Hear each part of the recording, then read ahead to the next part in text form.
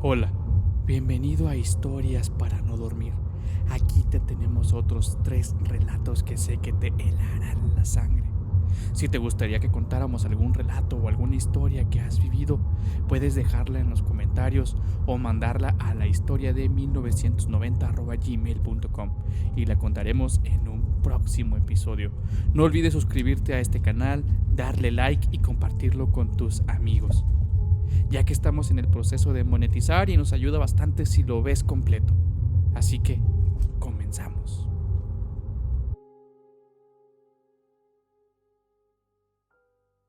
Raúl llegó tarde, muy tarde esa noche a su casa. La pequeña maleta pesaba como si estuviese llena de piedras. Se sentía muy cansado y confundido con una extraña debilidad. Solo esperaba que no le fuera a dar un resfriado. Sería el pésimo remate de un viaje de negocios que no había salido como esperaba. Puros contratiempos. Incluso había tenido que abordar otro autobús de regreso porque el suyo lo había dejado. Lo extrañó ver la casa en sombras. Unas horas antes había hablado con Rita, su esposa, para avisarle a qué hora llegaría y, como siempre que viajaba, le había pedido que no fuese por él a la estación. Rita acostumbraba a esperarlo despierta, con las luces encendidas. Seguramente ella y los muchachos ya estaban dormidos.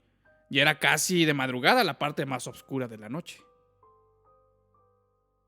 Sintiéndose flotar de cansancio, sacó su llave y abrió la puerta. Casa, por fin. Cómo extrañaba el hogar cuando andaba lejos en sus viajes como representante de ventas de una compañía de libros. Pero ahora, por fin había llegado a casa. La pequeña casa estaba extrañamente silenciosa.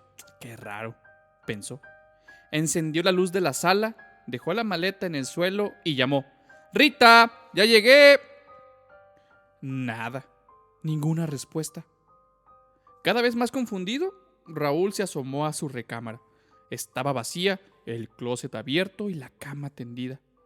Qué extraño que Rita hubiese dejado las puertas del closet de par en par, como si hubiese sacado una prenda apresuradamente, y la cama no estaba deshecha, señal de que ella no se había acostado. Cerró el closet y después fue a buscar a sus hijos, Eduardo y Raúl, adolescentes ya y a punto de entrar a la universidad. Ellos tampoco estaban en su cuarto, ni se habían acostado. Las camas gemelas permanecían nítidamente tendidas. ¿Qué pasaba ahí? Sintió una punzada de preocupación. Sacó su celular y marcó el número de Eduardo, el único que llevaba teléfono en aquel entonces. Lo mandaron al buzón. Después llamó a casa de su suegra. Nadie contestó. Eso sí que era raro. A doña Mercedes ya no le gustaba salir de noche. El hecho de que no respondiera al teléfono era algo sumamente extraordinario. Y él se sentía tan cansado. Pensó en prepararse algo de cenar, pero descubrió que no tenía hambre ni sed. Qué raro. Se sentó en la sala para tratar de poner su mente en orden. No entendía por qué su familia no estaba en casa. Seguramente había pasado algo, y grave. ¿Cómo averiguarlo? Se le ocurrió llamar a la puerta de los vecinos, pero no eran horas de estar molestando a la gente. No, no estaba pensando con normalidad. Debía de averiguar qué diablos había ocurrido con su familia. Trató de recordar. ¿Era alguna fecha especial? ¿Estarían en alguna reunión? Se resistía a llamar a los hospitales y a las delegaciones de policía, como hace uno en esos casos. Una parte de su mente le decía que pronto descubriría que había un motivo perfectamente razonable para su ausencia. Como respuesta del destino, escuchó la llave en la cerradura. Ahí estaban. ¡Bendito Dios! Pero no eran ellos. La empleada doméstica, Isabel, entró a la casita. Vaya horas de llegar, demasiado temprano. Ella, que siempre llega tarde. Raúl se incorporó para salir a su encuentro. Ella sabría qué había pasado. Isabel. La mujer se quedó quieta, mirándolo con los ojos muy abiertos. Isabel, soy yo. ¿Por qué me miras así? Hizo un movimiento para aproximarse, pero ella alargó una mano impidiéndoselo en un gesto simbólico. De sus labios resecos salió un hilo de voz. Señor Raúl, usted no debería estar aquí. Ay, ¿qué dices, mujer? Esta es mi casa. Ya no, respondió Isabel. ¿A qué te refieres con que ya no?, preguntó Raúl enojado. Usted debería... Usted debería estar con su familia en el funeral. ¿Qué funeral? ¿Quién murió?, exclamó el hombre, y la angustia comenzó a crecer en su interior. Ay, usted. A la señora le avisaron que el autobús en el que usted viajaba se fue a un barranco. Todos murieron. La señora y los muchachos identificaron su cuerpo y ahorita mismo están esperando para velarlo.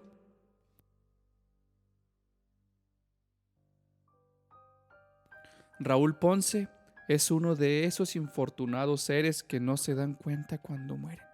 Efectivamente hubo ese accidente de carretera en el que el hombre había fallecido, junto con 30 personas más. Durante varios meses, el espectro de Raúl se apareció en su casa de la Colonia del Valle en la Ciudad de México, cargando su maletín, queriendo regresar a su vida y a sus seres queridos. Fue necesario decir varias misas en su nombre para que finalmente esta pobre alma desconcertada comprendiera que su hogar ya no estaba aquí, en el plano terrenal, y que tenía que irse. Y cuéntame, ¿qué te pareció esta historia de Raúl? ¿Conoces a alguien que se niega a abandonar este plano? Si llegaste hasta aquí, dale like a este video y suscríbete. Continuamos con la siguiente historia.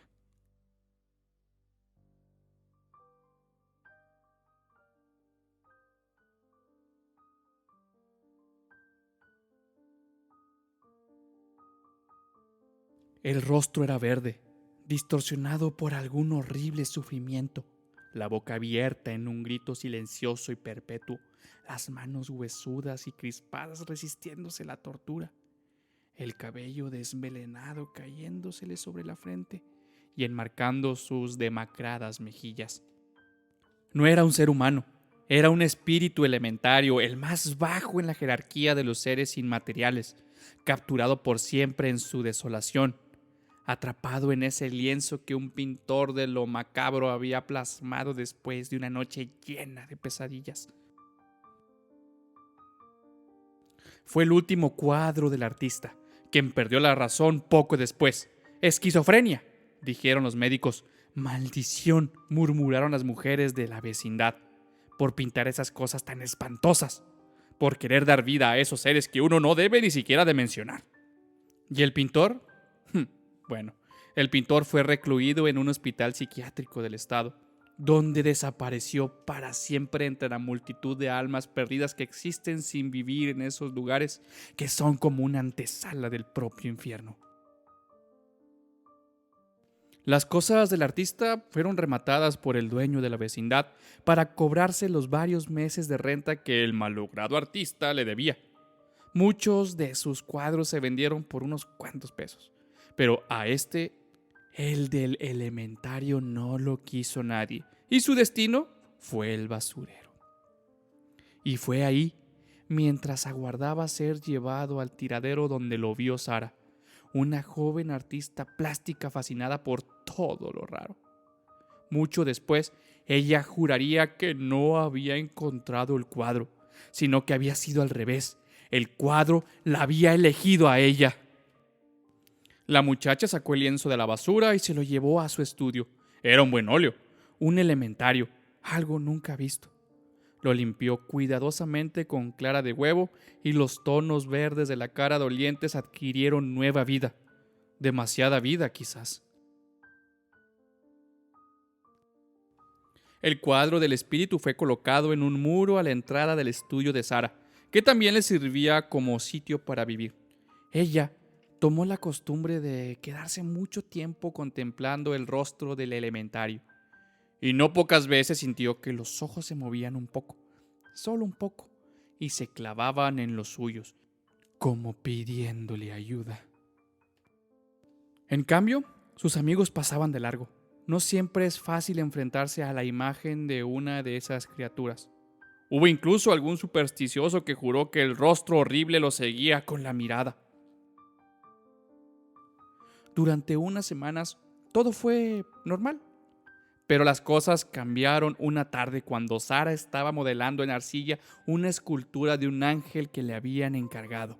Era un cliente importante, y el artista sabía que de él dependía que ella se abriese paso hacia las galerías de arte. Sus manos trabajaban el suave material, y entonces, casi sin sentirlo, comenzaron a crear por sí mismas. Después de una hora de estar en una especie de trance, Sara se dio cuenta, con una punzada de horror, que había reproducido exactamente la cara del elementario del cuadro. Deshizo su obra con movimientos frenéticos en un arranque de pánico. Detrás de ella, un andamiaje que cubría una gran escultura de un caballo por vaciar se vino abajo. Antes de que pudiese reaccionar, sonó el teléfono. Intentando calmarse, Sara contestó. «Señorita Domínguez». La voz del cliente sonó al otro lado de la línea. «Habla Madrigal. Siento mucho decirle esto, pero el patronato ha decidido cancelar el proyecto de la escultura del ángel. Dígame cuánto le debo por su molestia y envíeme el recibo a mi oficina». Sara colgó. Por un raro instinto miró hacia la entrada de su estudio. El cuadro del elementario estaba ladeado. Lo enderezó mecánicamente y, por primera vez, evitó mirarlo a los ojos. Después, recogió el andamiaje y descubrió que la escultura del caballo estaba cuarteada en varias partes. Tendría que repararla. Eso retrasaría el pago. Y ahora, con el proyecto del ángel cancelado, también tendría que restañar sus sueños convertidos en fragmentos. Ese fue el comienzo de una terrible racha de mala suerte. A pesar de gozar de una buena salud, Sara comenzó a tener unos fuertes dolores de cabeza. Le diagnosticaron una migraña que, cuando la atacaba, la obligaba a permanecer horas tirada en su cama, a oscuras, el rostro distorsionado de dolor como el de la pintura que permanecía colgada en el muro del estudio. De pronto, todos sus clientes parecieron tener problemas económicos y la mayoría de ellos le canceló los encargos. En algunos casos tuvo incluso que devolver el anticipo. No pasó mucho tiempo antes de que Sara se viera enferma, llena de deudas y sin trabajo. Un día, un amigo supersticioso fue a verla y se sorprendió mucho de encontrarla en tan malas condiciones, y más cuando Sara le contó todas las desgracias que le habían ocurrido de un tiempo a esa parte. Entonces le dijo algo que la misma Sara ya había pensado, pero que se había resistido a creer. «Es ese cuadro maldito, esa cosa terrible que tienes en la entrada de tu estudio», opinó el amigo. «Dicen que uno nunca debe tener elementarios en su casa, porque atraen la mala suerte». Un asomo de sentido común hizo que Sara se resistiera. «Ay, ¿cómo crees, Renato?» «¿Ya te has fijado en la firma?», insistió este. «Según pude averiguar en internet, ese cuadro fue el último que pintó un artista incomprendido que se llamaba Salvador Romo. Por eso vine a visitarte para decírtelo». «Yo ya lo sabía», dijo ella. «Identifiqué la firma. ¿Qué hay con eso?» «Que después de pintar ese elementario, Romo se volvió loco». Sara abrió la boca y la volvió a cerrar. Su mirada se dirigió a la pintura. Como adivinando su duda, Renato insistió. «Deshazte de él, Sara, en buena onda, te lo digo. Mira, no pierdes nada. Nunca me gustó que tuvieras esa cosa ahí». «Ay, no soy capaz de tirar un cuadro a la basura», dijo ella comenzando a ceder. «Soy artista». «Dámelo entonces, lo venderé por ahí». «Pero si es un cuadro maldito». «No puedes tenerlo aquí. Lo adquirirá, lo comprará o no sé, una galería o alguien». Finalmente, Sara aceptó, recomendando a Renato que si lograba vender el cuadro de Romo, diera el dinero a alguna institución de beneficencia. No quería tener ninguna ligadura con esa pintura. Después de que el cuadro del elementario salió de su casa, el ambiente pareció volverse menos pesado. Sara pintó en la pared de la entrada un mural de arcángeles como protección, y en los siguientes días su migraña desapareció y los encargos volvieron a fluir. El cuadro llegó a la casa de Orlando Durán, quien lo compró fascinado por la expresión del verde rostro del elementario. Sara jamás llegó a saber esto, porque no rastreó como lo hicimos nosotros la historia completa del cuadro. Pero un año después Orlando estaba sumido en un alcoholismo sin remedio. Su esposa lo había dejado y había echado por la borda una prometedora carrera de publicista. Todos los días, Orlando lloraba sus penas ante la figura del elementario, quien lo miraba desde la prisión que era, para él, ese cuadro maldito. Y cuéntame, ¿qué te pareció esta historia del cuadro maldito? ¿Te has topado con algún cuadro que sientes que te siga? Déjalo en los comentarios y dale like a este video. Continuamos con la siguiente historia.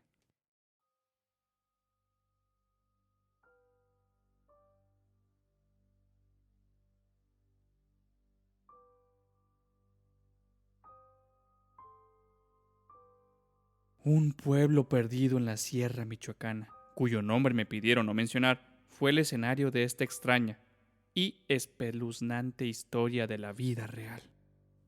La gente del lugar comenzó a darse cuenta de que algo no estaba bien con el padre Juan cuando un domingo, en plena misa de 12, se presentó en estado inconveniente, borracho como una cuba.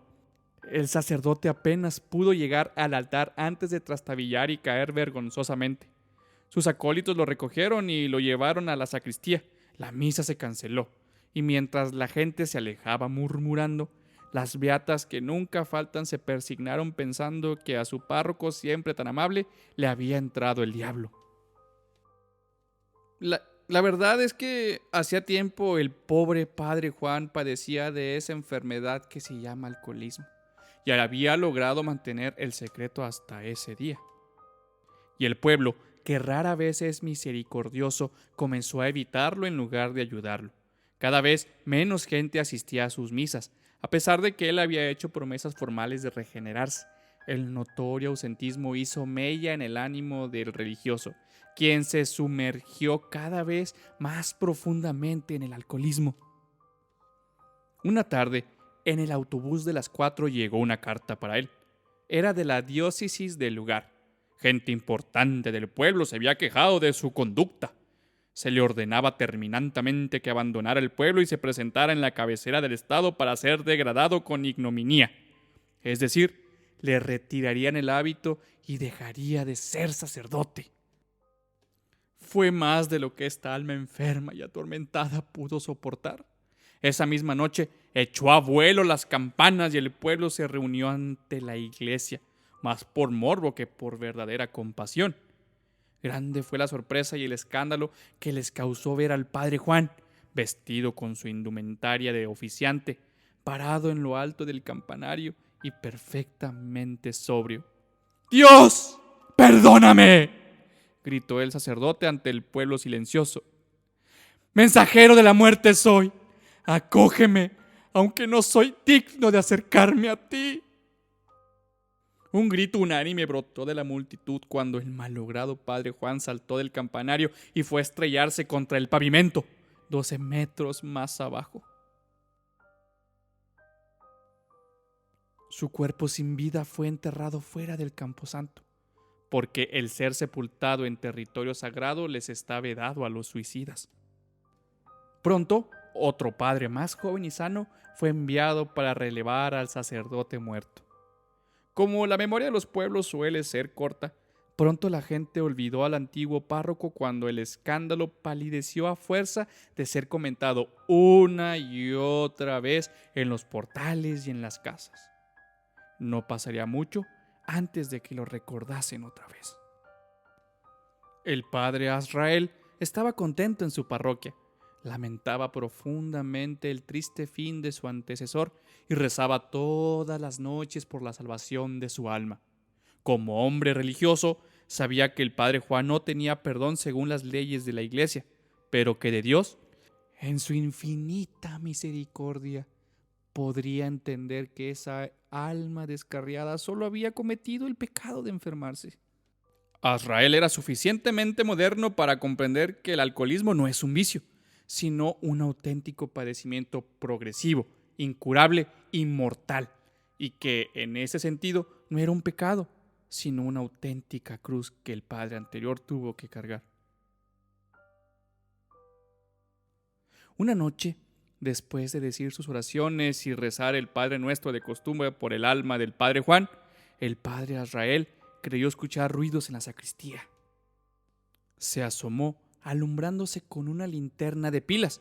Había que ahorrar la poca energía eléctrica que llegaba racionada a ese pueblo perdido en la sierra y olvidado por Dios.